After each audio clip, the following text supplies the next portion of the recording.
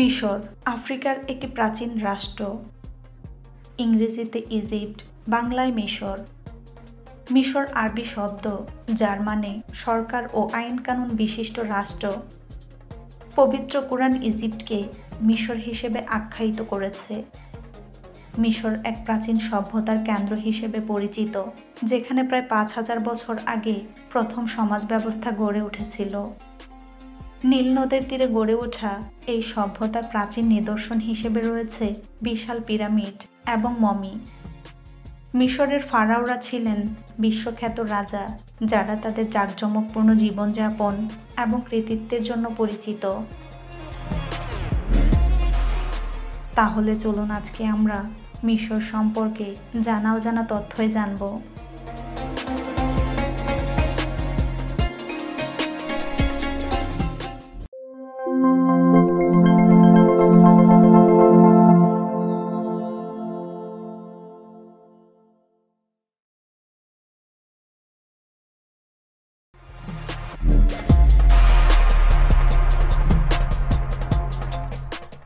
দেশটি পিরামিড, নীলনদ ও তাদের রাজা বাদশাদের মমির জন্য বিখ্যাত। মিশরের রাজাদের বলা হতো ফ্যারো, ইংরেজিতে ফারাওদের ফেরাউন বলা হতো। তৎকালীন মিশরের ইতিহাস খ্যাত টলেমি বংশের ছেলে সন্তানদের নামের শেষে টলেমি এবং কন্যা সন্তানদের নামের শেষে ক্লিওপেট্রা নামটি জুড়ে দেওয়া হতো।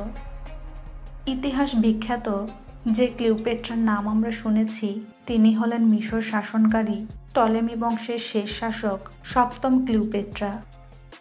দ্বাদশ টলেমির কন্যা ক্লিওপেট্রা ছিলেন খুব বুদ্ধিমতী, শিক্ষিতা এবং শিথিল নৈতিকতা সম্পন্ন নারী। তার জন্ম খ্রিস্টপূর্ব ৬৯ সালে এবং মৃত্যু খ্রিস্টপূর্ব ৩০ সালে। মিশরের প্রাচীন যুগে ফারাওদের শাসন ব্যবস্থা অত্যন্ত শক্তিশালী ছিল। ফারাওরা নিজেদের দেবতা হিসেবে দাবি করতেন এবং জনগণ তাদের পুজো করত। প্রতিটি ফারাওই নিজস্ব মন্দির এবং স্মৃতিস্তম্ভ তৈরি করেছেন, যা আজও মিশরের সাংস্কৃতিক ইতিহাসে গুরুত্বপূর্ণ ভূমিকা পালন করে। মিশরের প্রধান ফারাওদের মধ্যে চেপস, টুটানখামেন এবং রামেসেস অন্যতম। ৬৪১ সালে আরব মুসলিম আক্রমণকারীরা মিশর দখল করে। তখন থেকেই মিশর মুসলিম ও আরব বিশ্বের একটি অংশ। খ্রিস্টপূর্ব ৫২৫ সালের দিকে পারস্য আক্রমণকারীরা মিশর দখল করে ফেলে এবং মেমফিসের উত্তরে ব্যাবিলন অন দ্য নাইল দুর্গ স্থাপন করে। খ্রিস্টপূর্ব ৩৩২ সাল পর্যন্ত এখান থেকেই তারা মিশর শাসন করে। এরপর আলেকজান্ডার দখল করেন মিশর। তার সাম্রাজ্যের রাজধানী হিসেবে স্থাপিত হয় আলেকজান্দ্রিয়া এবং ব্যাবিলনের গুরুত্ব কমে যায়। প্রাচীন মিশরের ইতিহাসে ফারাওদের রাজত্বকালগুলো বিভিন্ন রাজবংশের শাসনে ভাগ করা। সে ইতিহাসের ১৮তম রাজবংশের বিখ্যাত রাজা ছিলেন প্রথম টুথমিস। প্রায় ৫,০০০ বছর আগে ইজিপ্টের মানুষ মনে করত তারা মারা যাবার পর তাদের মৃতদেহ সংরক্ষণ করলে তাদের আত্মা ওই মমির মধ্যে ফিরে আসে। তারা মরে যেও বেঁচে থাকত, তাই তারা এইভাবে মৃতদেহ সংরক্ষণ করত। প্রথম দিকে মমি সংরক্ষণ পদ্ধতি জটিল ছিল, তাই মৃতদেহ বেশি দিন সংরক্ষণ করা যেত না। তখনকার সময় কিছু অভিজ্ঞ ব্যক্তি এই কাজে খুব পটু ছিল। তাদের কাজই ছিল শুধু মমি বানানো। ধারণা করা হয় একটা মমি বানাতে প্রায় ৭০ দিন সময় লাগত। যৌন নিপীড়ন, নারীর খৎনা, সহিংসতা এবং ইসলামী মৌলবাদিতার বৃদ্ধির কারণে আরব দেশগুলোর মধ্যে নারী অধিকার নিশ্চিতকরণে সবচেয়ে পেছনের সারিতে পড়েছে মিশর। পৃথিবীর সকল ধর্মগ্রন্থেই মিশরের নাম এসেছে বিভিন্ন প্রসঙ্গে। অসংখ্য নবী রাসূলের জন্ম ও কর্মক্ষেত্র মিশর। আবার ফেরাউনের মতো খোদাদ্রোহীদের দেশও মিশর। যীশু খ্রিস্টের জন্মেরও প্রায় ৫,০০০ বছর আগে মিশরে গড়ে উঠেছিল এক অসাধারণ সভ্যতা। নীল নদের তীরে সভ্যতায় গড়ে উঠেছিল সপ্তাশ্চর্যের মধ্যে সবচেয়ে প্রাচীন রহস্যমণ্ডিত পিরামিড। অবিশ্বাস্য হলেও সত্য, এত প্রাচীন হলেও সপ্তাশ্চর্যের মধ্যে একমাত্র পিরামিডই এখনও পৃথিবীর বুকে মাথা উঁচু করে দাঁড়িয়ে আছে।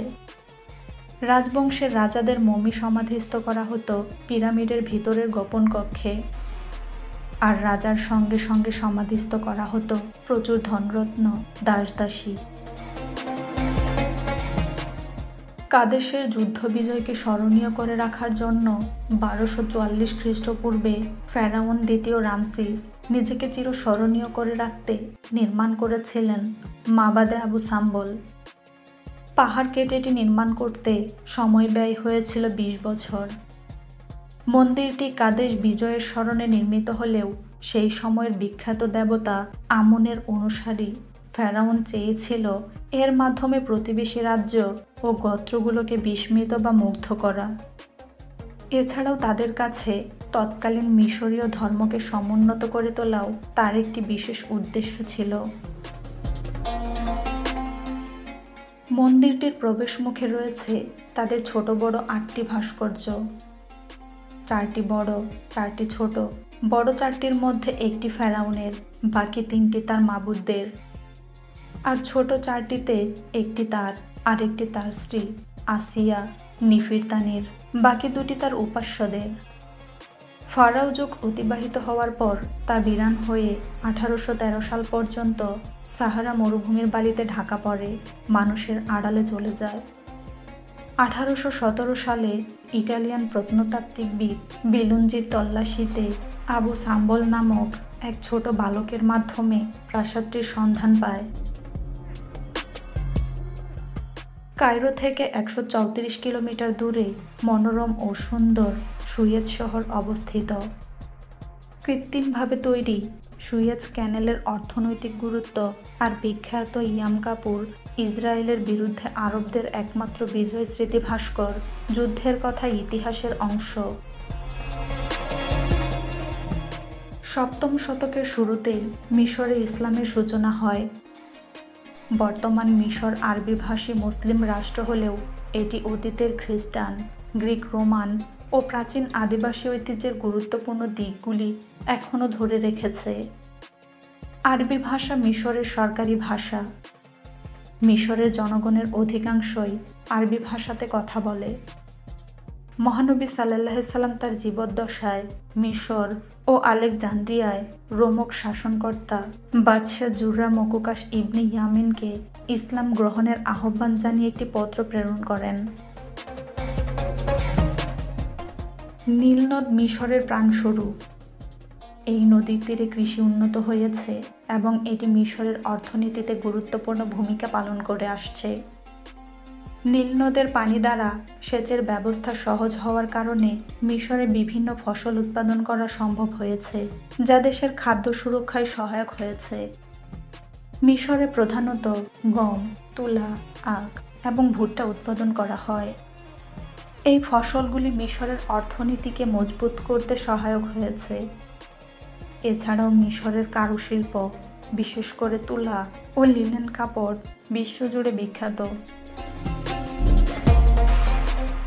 মুসা আলাইহিস সালাম ছিলেন ইসলাম, খ্রিস্ট এবং ইহুদি ধর্মের জন্য অত্যন্ত গুরুত্বপূর্ণ একজন নবী। মিশরের ফারাওয়ের আমলে জন্মগ্রহণ করায় তার জীবন ছিল খুবই সংগ্রামী। মুসা আলাইহিস সালামের জীবনে অনেক অলৌকিক ঘটনার কথা কোরআন এবং বাইবেলে উল্লেখ করা হয়েছে, যেমন নীল নদে তার নবজাতক হিসেবে বাঁচার অলৌকিক ঘটনা, আসমানি কাঠি দ্বারা নদী বিভাজন ইত্যাদি। মুসা আলাইহিস সালাম ফারাওকে সতর্ক করেছিলেন যে যদি তিনি তার জুলুম বন্ধ না করেন তবে আল্লাহর পক্ষ থেকে শাস্তি আসবে। ফারাও না মানায় আল্লাহর পক্ষ থেকে বিভিন্ন বিপর্যয় পাঠানো হয়, যার মধ্যে ছিল প্লেগ, খরা এবং অন্যান্য মহামারী। শেষমেশ মুসা আলাইহিস সালাম বনি ইসরায়েলিদের নিয়ে নীল নদ পার হয়ে মিশর ছাড়েন।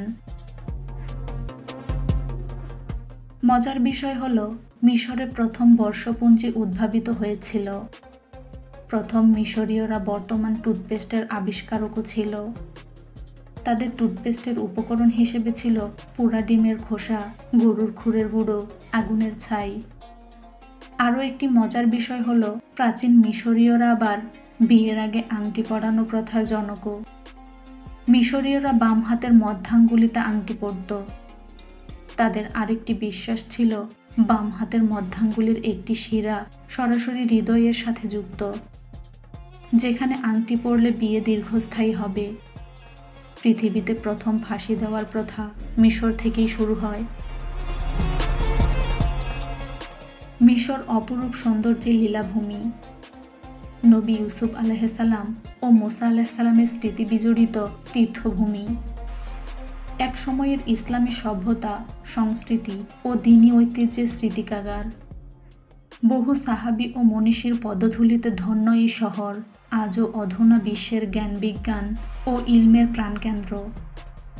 মিশরে সর্বপ্রথম ইসলামের পতাকা উত্তোলন করেছিলেন প্রখ্যাত সাহাবী আমর ইবনুল আস রাদিয়াল্লাহু তাআলা।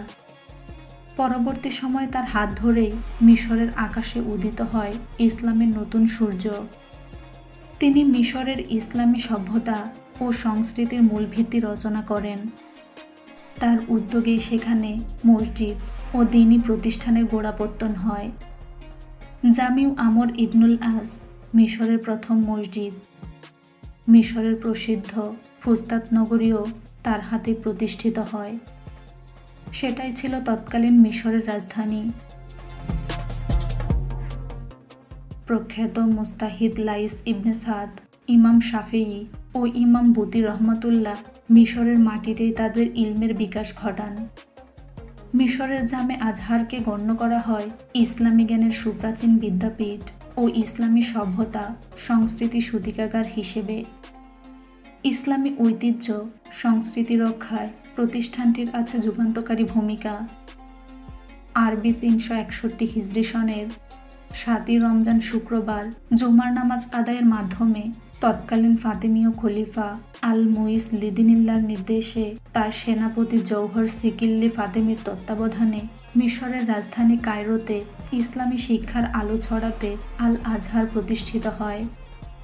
প্রথমে এটি মসজিদ রূপে প্রতিষ্ঠিত হলেও 975 সালে শায়খ সাইয়েদ আল ফারিদির প্রধান শায়ক নিয়োগের মাধ্যমে এটি আল আজহার বিশ্ববিদ্যালয়ে রূপান্তরিত হয়। বাংলাদেশের জনপ্রিয় ইসলামিক ব্যক্তিত্ব মিজানুর রহমান আজহারি আল আজহার বিশ্ববিদ্যালয়ে পড়ালেখা করেন। মিশরের সমাজ বর্তমানে আধুনিক সংস্কৃতির সঙ্গে ঐতিহ্যগত সংস্কৃতির মিশেলে গড়ে উঠেছে। কায়রো শহরে আধুনিক ভবন, শপিং মল এবং অন্যান্য সুবিধাসমূহের সমন্বয় দেখতে পাওয়া যায়। মিশরের সংস্কৃতিতে এখনও ঐতিহ্যবাহী পোশাক, গান এবং নৃত্য গুরুত্বপূর্ণ স্থান দখল করে আছে। মনোমুগ্ধকর তনুরা এবং বেলি ডান্স মিশরীয় সংস্কৃতির ঐতিহ্য প্রদর্শন করে। মিশরের সাহিত্য ও চলচ্চিত্র শিল্পও বেশ জনপ্রিয়।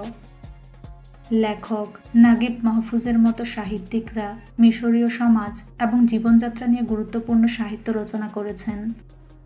মিশরের চলচ্চিত্র শিল্প আরব বিশ্বের মধ্যে অন্যতম প্রভাবশালী হিসেবে পরিচিত। মিশর একটি ঐতিহাসিক এবং সাংস্কৃতিকভাবে সমৃদ্ধ দেশ, যেখানে প্রাচীন সভ্যতার বিভিন্ন নিদর্শন রয়েছে। মুসা আলাইহিসসালামের জন্মস্থান হিসেবে এই দেশ আরও তাৎপর্যপূর্ণ হয়ে উঠেছে। প্রাচীন ফারাও শাসন থেকে আধুনিক যুগ পর্যন্ত মিশরের বিবর্তন একটি বিস্ময়কর অধ্যায়। তো আজকে আমাদের ভিডিও আপনাদের কেমন লাগলো কমেন্ট করে জানাবেন। ভালো লাগলে লাইক শেয়ার করবেন সবার সাথে। এই রকম ভিডিও দেখতে আমাদের চ্যানেলটি সাবস্ক্রাইব করে পাশে থাকুন।